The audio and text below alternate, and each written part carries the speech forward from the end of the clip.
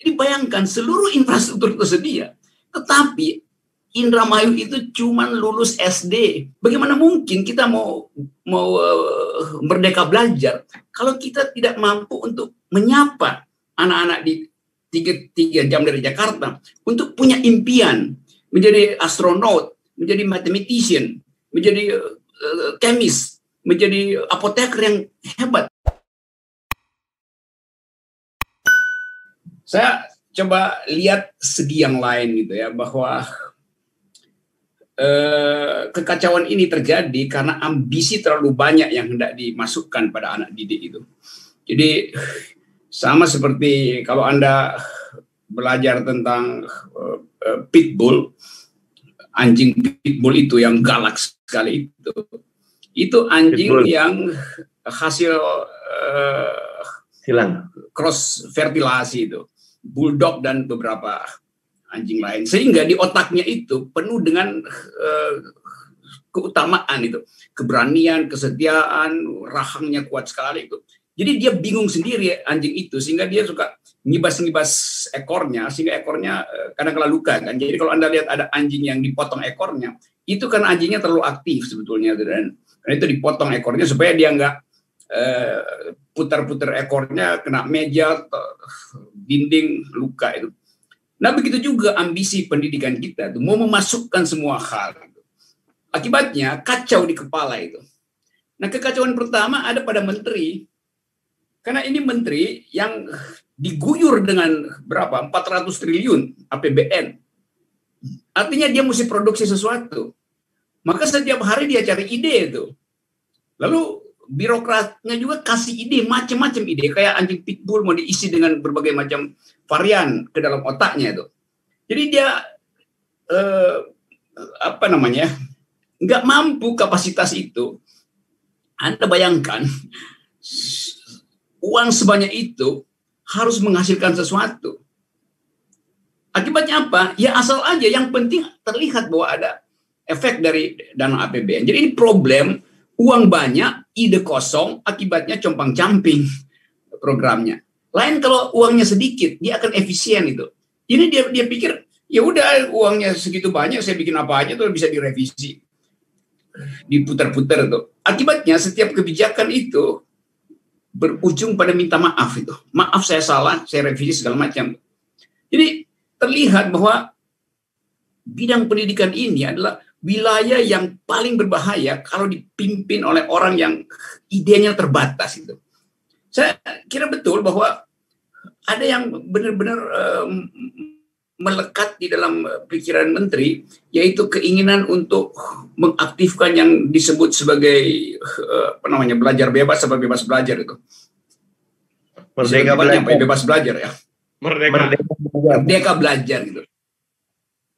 Jadi coba saya perhatikan ya, kata merdeka belajar. Kalau merdeka belajar, artinya tujuan pendidikan adalah menghasilkan manusia merdeka itu. Dan itu yang nggak terjadi karena negara terus-menerus mensponsori otak anak-anak, nggak diberi kebebasan anak itu untuk memilih jalan pikirannya sendiri. Gimana merdekanya? Jadi secara konseptual itu udah kacau. Nanti ada variabel agama dimasukkan ke situ, lalu bertengkar gitu. Dan dia nggak bisa putar misalnya argumentasi untuk mengatakan, iya agama juga penting.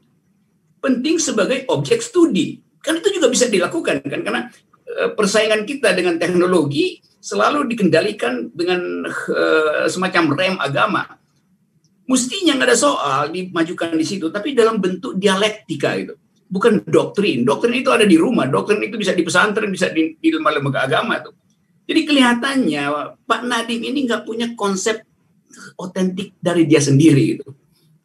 Karena apa? Karena tadi berbagai macam ambisi dimasukkan ke dalam otak menteri itu. Dan akhirnya dia gagal beroperasi sistem itu kan. Nah kita ada sekarang di dalam satu keadaan di mana kita mau membaca sebetulnya arahnya kemana. Jadi buat apa? Itu kayak orang naik gunung Salak. Kalau saya lagi naik gunung Salak itu di Bogor itu gunung yang pendek tapi jalannya macam-macam, bisa ke kiri bisa ke kanan, bisa udah 1 jam masih muter-muter di situ juga. Karena nggak ada kemampuan untuk lihat dari atas gitu. kita terjebak di dalam apa yang dibikin oleh Daedalus itu, labirin gitu. Jadi kelihatan betul bahwa bagian pendidikan ini dimanjakan oleh uang, tapi tanpa ide. Menteri tidak punya ide, cuman coba dalam upaya bahwa ada aktivitas. Memang aktivitas itu orang bisa bergerak-gerak. Kayak anjing pitbull itu dia gerak-gerak aja terus setiap hari itu. Tapi nggak melakukan sesuatu yang konsepsional. Jadi sekali lagi, saya dari kurikulum 2013 saya pelajari itu.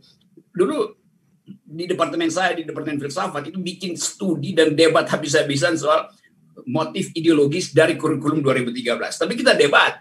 Jadi perbandingan dengan cara orang Prancis melihat fungsi pendidikan, laicite, cara orang Amerika mengaktifkan kebebasan sebagai dasar dari edukasi. Di kita nggak ada panduan tentang itu. Karena nggak dibuka percakapan publik. Yang ada adalah diam-diam, tiba-tiba anggaran udah turun. Dan itu yang membatalkan seluruh harapan kita untuk, sebut aja, menaikkan satu oktav skala PISA kita itu. Di bidang narasi, logika, matematika itu. Jadi pemburukan itu sebetulnya dimulai tadi dari anggaran yang besar, idenya yang kecil. Maka pemborosan lalu terjadi compang-camping tuh. Itu satu soal. Yang kedua tadi, betul Mardani bahwa role modelnya nggak ada. Presiden sendiri bilang bahwa nggak perlu sekolah tinggi-tinggi, toh dia bisa jadi presiden. Orang tetap ingat itu. Presiden nggak, bayangkan misalnya kalau presiden di era pandemi ini misalnya, ambil satu kesempatan untuk mengaktifkan belajar online itu dengan satu kasus yang agak rumit. Lalu dia minta semua orang untuk membaca itu. Sejarah misalnya. Ada peristiwa, macam-macam peristiwa yang bisa dijadikan tempat membahas antara ibu, anak, dan bapak, bahkan om, tante, paman, segala macam tuh. Kalau presiden mampu untuk mengucapkan itu, berkali-kali saya kasih contoh. Coba presiden kasih teka-teki pada anak didik. Mengapa ikan nggak bisa manjat pohon? Itu menimbulkan inspirasi untuk berpikir logis tuh. Lalu timbul analisis ilmu kimia bahwa hukum kohesivitas itu tidak berlaku karena ikan nggak seperti kodok. Kodok punya selaput lendir yang bisa nempel. Kenapa cebong bisa naik pohon itu? Ikan nggak bisa itu.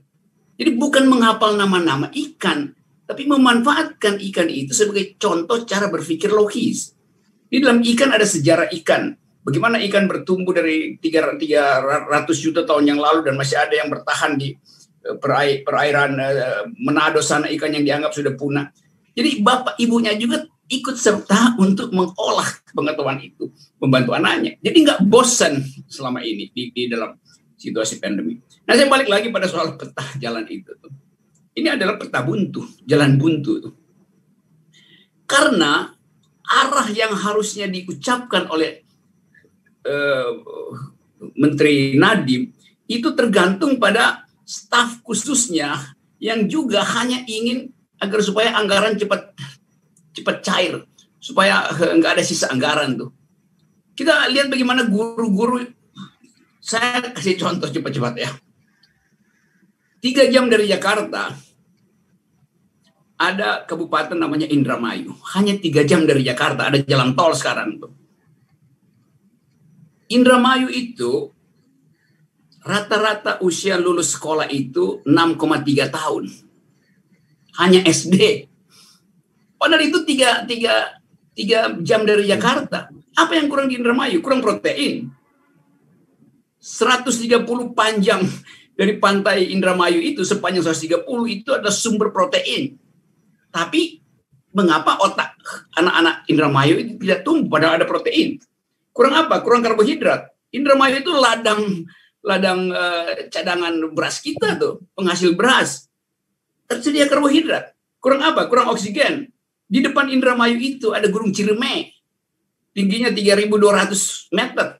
Kaya oksigen. Tabungan karbon kita tuh. Apalagi tidak ada pergaulan internasional. Di Indramayu itu ada bandara internasional di Majalengka. Bisa turis asing masuk di situ. Apalagi jalan tol tersedia tuh. Jadi bayangkan seluruh infrastruktur tersedia. Tetapi Indramayu itu cuma lulus SD. Nggak ada yang SMP, rata-rata usia sekolahnya itu cuma 6,3 tahun. Jadi bagaimana mungkin kita mau merdeka belajar kalau kita tidak mampu untuk menyapa anak-anak di 3 jam dari Jakarta untuk punya impian menjadi astronot, menjadi mathematician, menjadi chemist, menjadi apoteker yang hebat. Jadi coba misalnya sebelum peta jalan itu dibuat, Saudara Nadiem itu bikin peta di Indramayu, lalu dia datang dengan Gojek di situ, dia sapa anak-anak itu dari satu gang ke gang lain, baru dia tahu kondisi itu adanya cuma 3 jam dari Jakarta. Jadi pemahaman tentang realitas tidak mampu dipetakan kalau sekedar hanya mengandalkan anggaran itu. Buat apa anggaran 20% dan kita tetap ada di bawah Vietnam gitu. Ini soal yang berkali-kali ingin diucapkan oleh kritisi dari DPR, PKS kasih kritik terus, Pak Darmaning Tias kasih kritik terus, komunitas guru kasih kritik terus. Tapi yang dia dengar adalah staf ahli di situ yang buta huruf terhadap arah bangsa. Kan orang kalau kelebihan duit dia tenang-tenang aja, kan apa aja bisa dia lakukan kok. Jadi sekali lagi kita ingin agar supaya logika, literasi, matematika itu built-in di kepala anak-anak kita. Kemampuan untuk berimajinasi itu. Dan itu mengandaikan seorang presiden mampu menghasilkan imajinasi. Bukan langsung bikin perpres dari, bayangkan misalnya, batu bara, barusan ada perpres tentang pertambangan batu bara. Dan presiden mencabut undang-undang sebelumnya, aturan sebelumnya, dan menganggap batu bara itu tidak merusak lingkungan. Bagaimana mungkin? Jadi kalau begitu anak-anak di tambang-tambang itu ya udah suruh aja sekolah di tengah asap batu bara tuh dengan konsekuensi setiap hari nyerap karbon dioksida. Jadi satu paket pikiran yang nggak ada tuh. Omnibus Law memerintahkan pemerintah untuk tambahkan anggaran 100 triliun buat pendidikan. Akibatnya tidak bergerak. Karena soalnya bukan jumlah anggaran, tapi jumlah IQ yang ada di kepala para pemimpin. Terima kasih.